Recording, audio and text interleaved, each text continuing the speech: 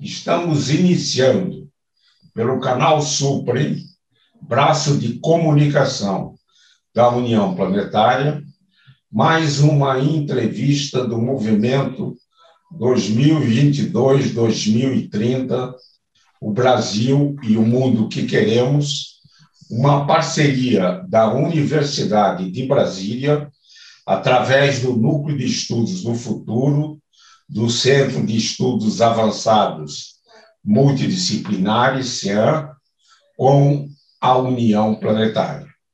Hoje teremos o privilégio de conversar com o professor Ernei Plesman de Camargo, um dos mais importantes pesquisadores do Brasil. Vamos revisitar a sua formação e conhecer suas atividades nos departamentos de parasitologia da Universidade de São Paulo e da Universidade Federal de São Paulo, e também analisar o sistema de ciência e tecnologia do Brasil. O nosso convidado é formado em medicina pela Universidade de São Paulo e tem o doutorado pela Faculdade de Medicina de Ribeirão Preto, também na Universidade de São Paulo. Tem pós-doutorado no Instituto Pasteur, em Paris, na França, e livre docência pela Universidade de São Paulo. Sua área de pesquisa principal é na biologia de protozoários, tripanosomatídeos patogênicos e não patogênicos, e protozoários do gênero Plasmodium.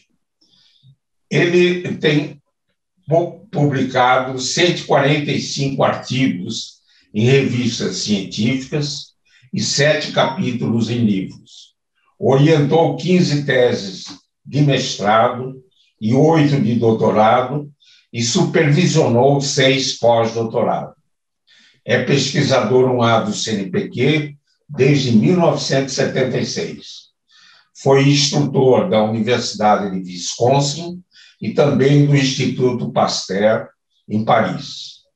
Foi professor titular da Universidade Federal de São Paulo. Ocupou cargos importantes. Foi pró-reitor de pesquisa da Universidade de São Paulo, diretor do Instituto Butantan, presidente do CTN-Bio e o presidente da Fundação Zermini Incor e presidente do Conselho Nacional de Desenvolvimento Científico e Tecnológico, CNPq.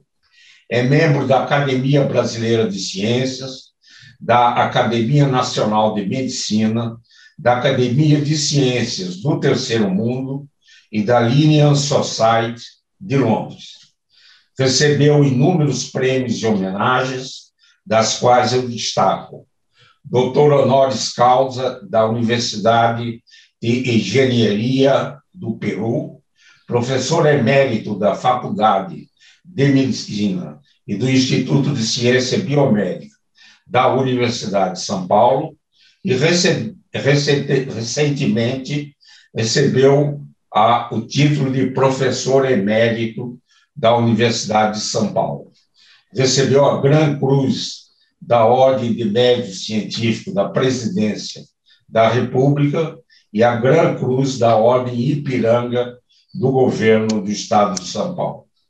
Atualmente é professor sênior da Universidade de São Paulo e coordenador científico da Fundação Conrado Wessel.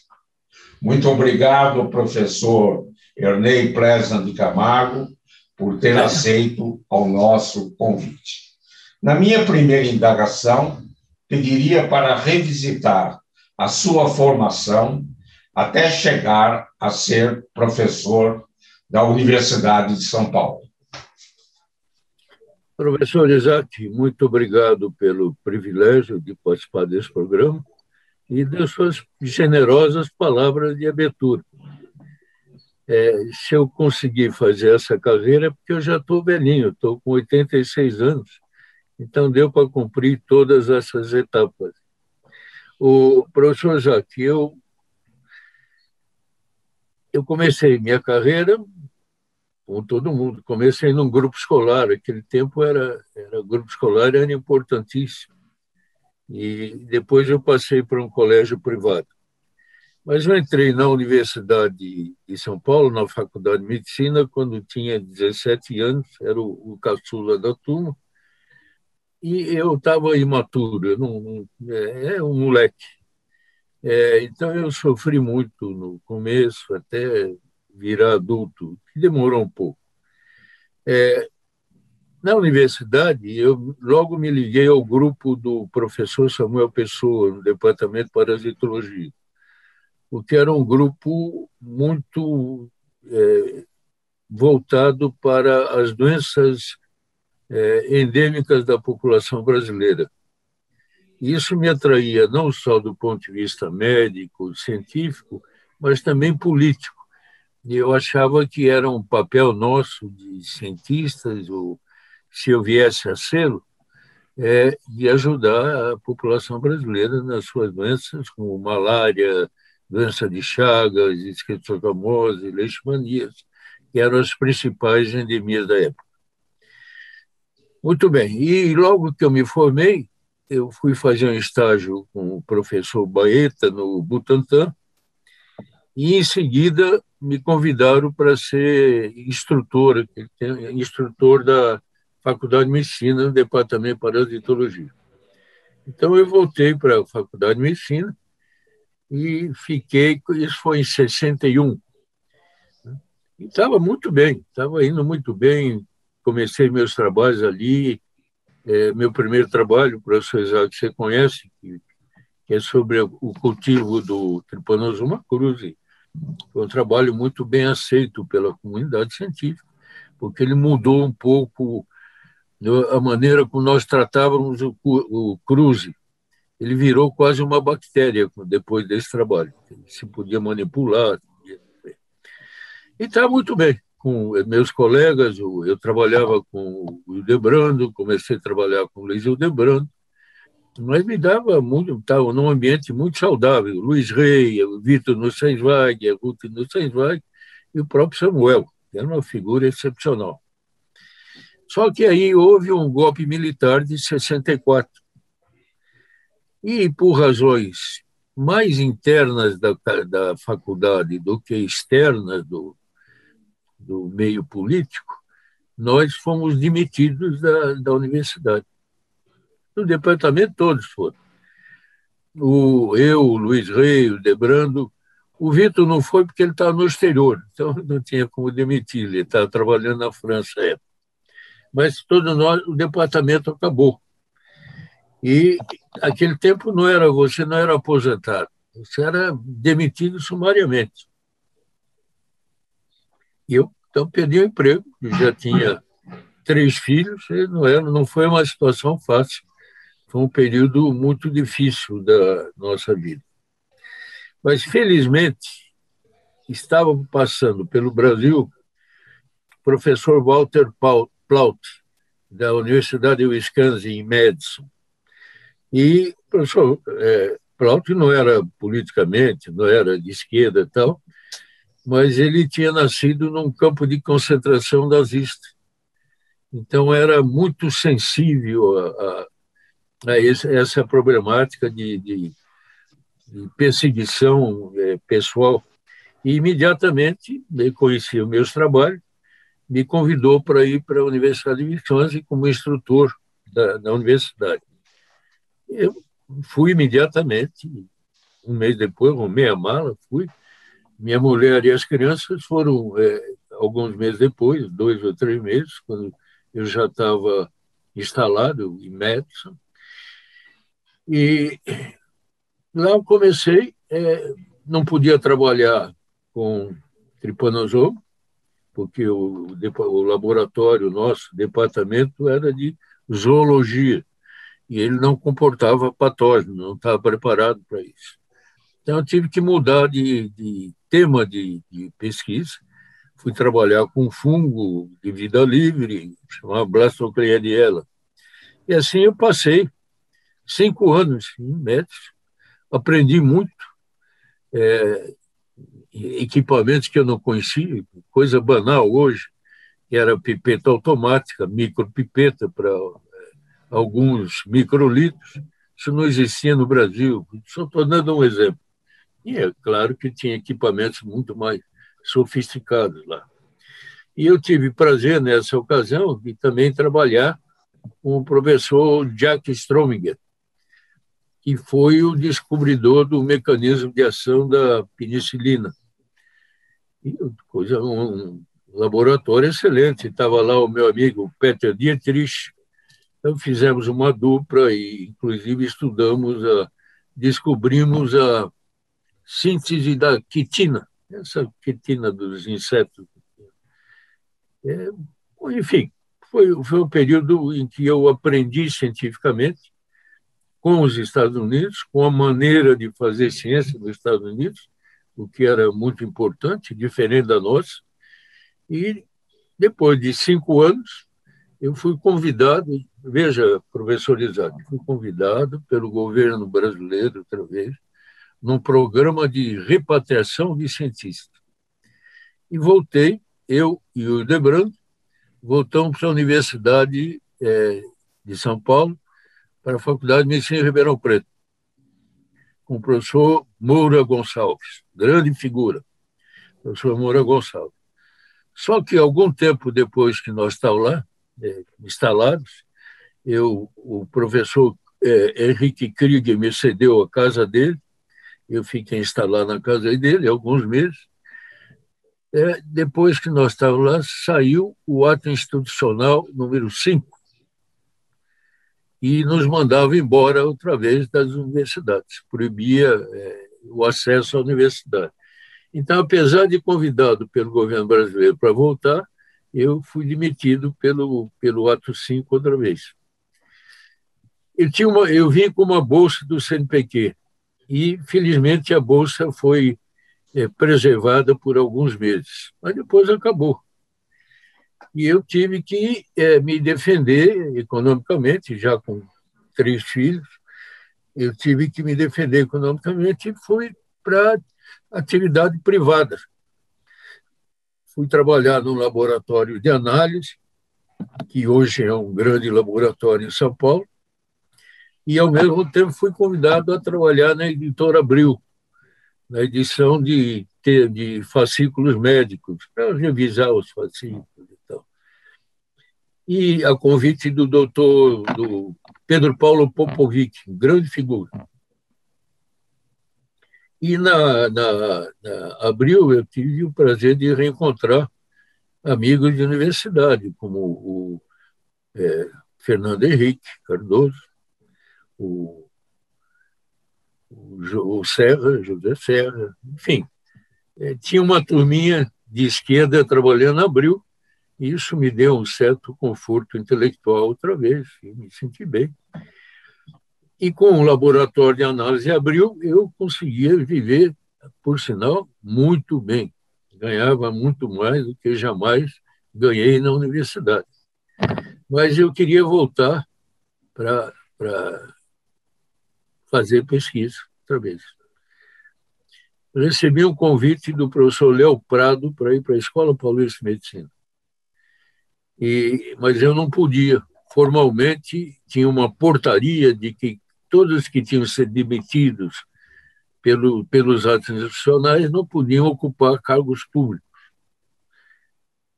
O diretor da Escola Paulista, professor Horácio Nis de Mello, me chamou e disse: olha, eu sei que você não pode, mas eu não sou fiscal da polícia e eu vou te contratar.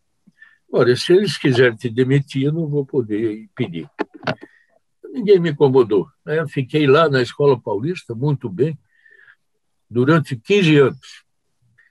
E tive que reassumir, tive que reaprender tripanosoma e tripanosomatídeos em geral.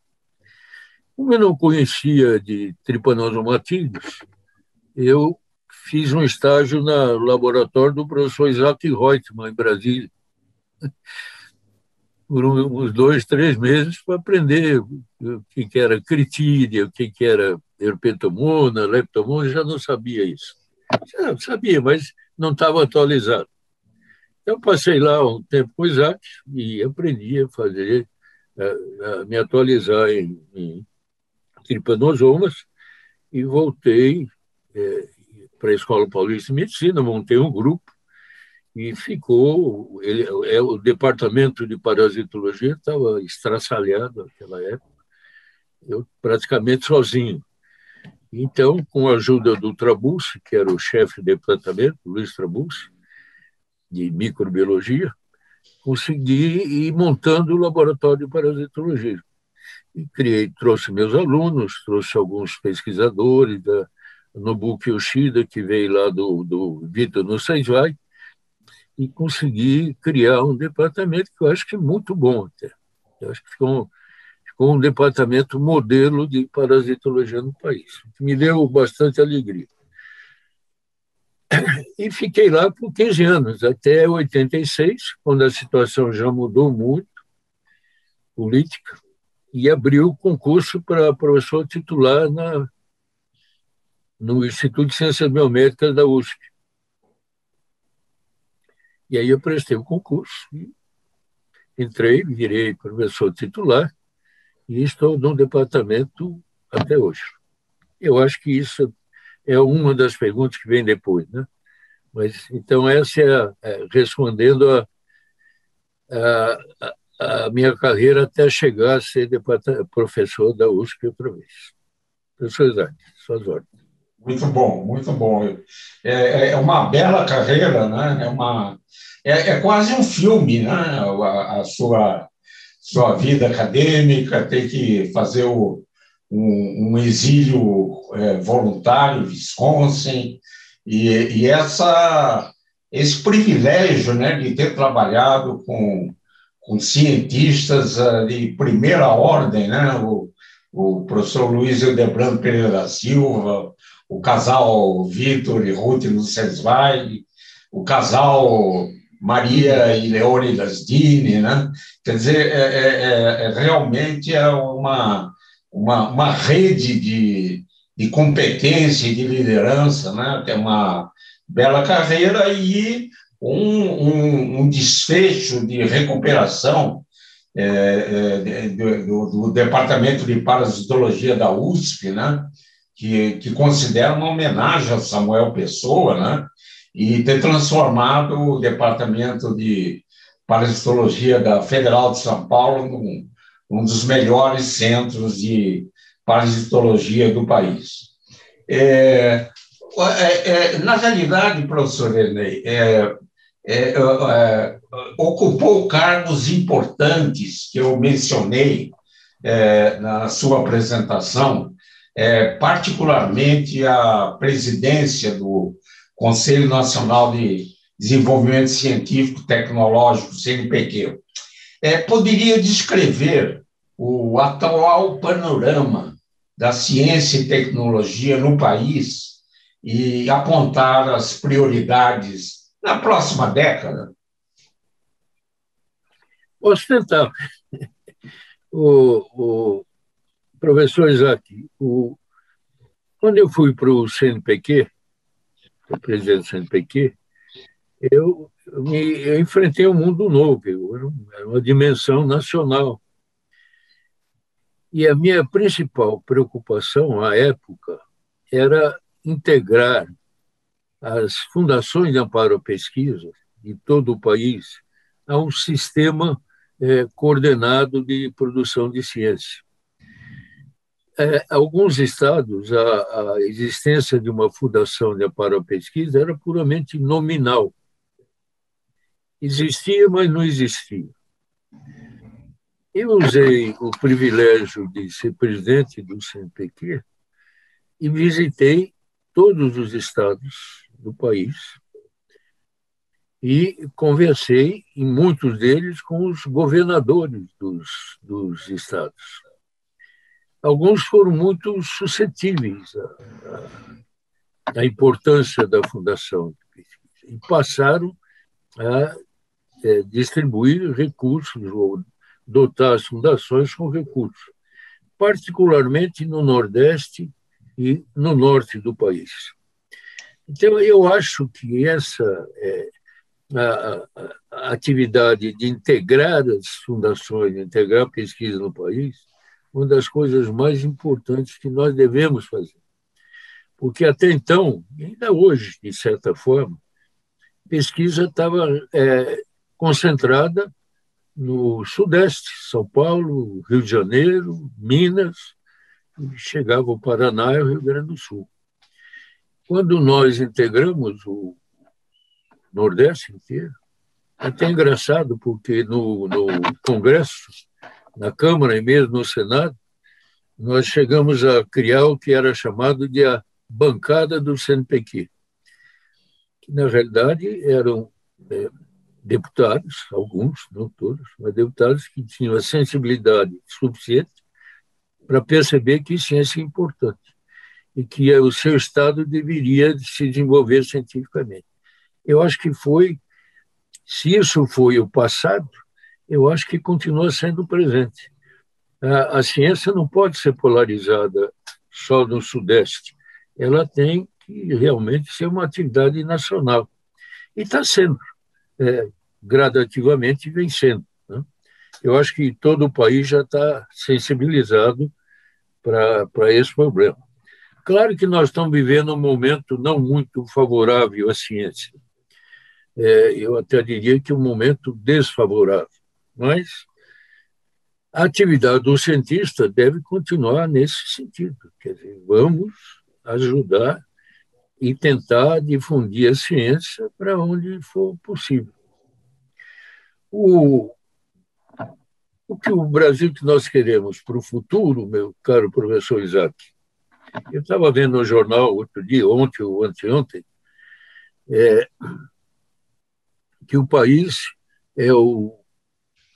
no índice de satisfação ou qualidade de vida, que é um indicador que tem, que leva em consideração vários fatores, o Brasil é o penúltimo país em satisfação com a qualidade de vida.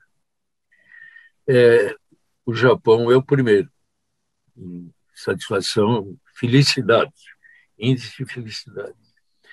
Eu acho que o nosso esforço deve ser sair dessa posição em glória. O último é a Turquia, mas sair dessa posição em glória e tentar subir um pouco no índice de felicidade do povo. Se você me perguntar, e você sabe melhor que eu, a ciência pode ajudar muito nisso, pode ajudar bastante. Não só na melhoria da qualidade de vida, mas, sobretudo, no desenvolvimento intelectual da população, porque hoje em dia é um fator muito importante para nós. Nós não podemos continuar vivendo num clima de negacionismo de ciência e da evidência científica. Então, se você me perguntar o país que nós queremos no futuro, seria um país com um pouco mais de conhecimento da realidade econômica e científica do mundo contemporâneo. Professor Andrei, você mencionou da assimetria da pesquisa no Brasil, né, que por muitas décadas era concentrada no eixo Rio-São Paulo. E hoje já temos uma melhora nesse quadro, né, mais simétrica, ainda não simétrica, mas não tão assimétrica. Poderia nos relatar a experiência que teve e que tem ainda em Rondônia? Posso, já que é longa, mas posso tentar resumir. Nos anos 70, 80, houve uma grande migração de agricultores do Sul para Rondônia, porque o governo estava distribuindo terras de graça para colonizar Rondônia, uma política que eu acho até correta, de povoamento, só que tinha que ser de povoamento da Amazônia, só que tinha que ser mais racionalizado do que foi. Então chegou uma população em Rondônia totalmente despreparada para se proteger da malária. Então, foi uma epidemia absolutamente brutal, comparável às epidemias quando da construção da rodovia Madeira-Mamoré, rodovia do Diabo, ou quando da criação do Exército da Borracha, quando todo mundo foi colher borracha, coletar borracha na Amazônia. É uma epidemia realmente se tinha 5 mil casos por ano, passou para 300 mil. Foi realmente uma experiência brutal. E o Luiz Hildebrando e eu, com a nossa formação herdada do professor Samuel Pessoa, achamos que era nossa obrigação tentar ajudar e ver o que podíamos fazer por Rondônia. Então, o que nos levou para Rondônia, inicialmente, foi a epidemia de malária. Não conseguimos, não fomos nós que resolvemos, mas eu acho que ajudamos. Tivemos contato muito, muito grande com os governadores e secretários de saúde e demos, inclusive, alguma orientação, faz isso, faz aquilo. E com o amadurecimento da situação em Rondônia, a situação hoje é absolutamente controlada. Não, se tivemos algum mérito nisso, foi de poder contar com o auxílio das pessoas interessadas. Particularmente nisso, o senador Confúcio Moura, que foi governador, e quando nós chegamos em Porto Velho, ele era secretário de saúde, e nos deu todo o apoio para essa atividade nossa.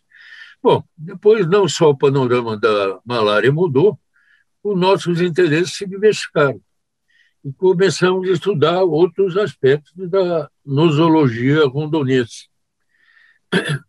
Um dos meus filhos foi para lá, médico, está lá até hoje, e cuida da saúde da população no centro do estado. E nós passamos a estudar outros aspectos das doenças que tinham, principalmente as micoses profundas, que é um problema sério lá. E agora com o Covid. Né? Até o Luiz Marcelo, que é meu filho, já pegou o Covid, porque ele tinha que tratar da população, enfim. Então nós continuamos lá, só que agora oficialmente como um ramo do Instituto de Ciências Biomédicas, é o chamado ICB-5.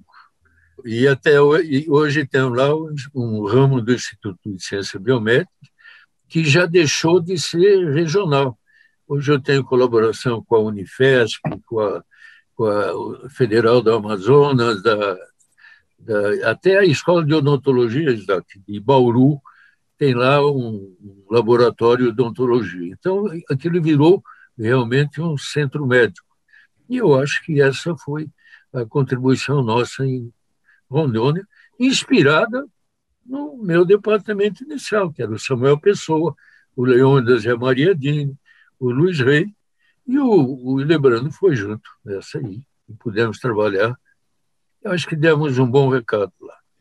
Eu tenho a impressão, professor Ernei, que todos os reflexos da liderança do professor Samuel Pessoa, nós vamos, no futuro, testemunhar a herança das sementes plantadas pelo professor Ernei Camargo.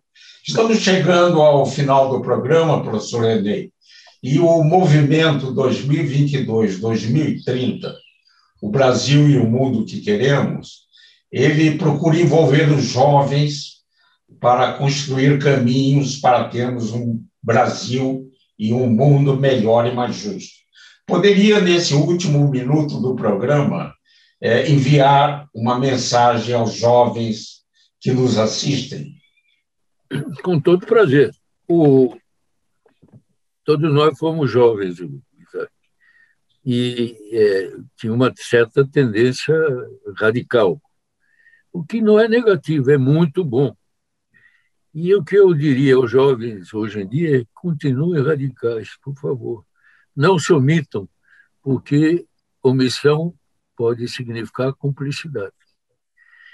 E Desde jovens, nós devemos, eu acho, trago isso comigo, devemos participar de todos os setores e atividades da vida pública nacional. Esse é o único recado que eu posso dar para o jovem. Aproveite o pouco de bom que ainda nós temos. Bela mensagem.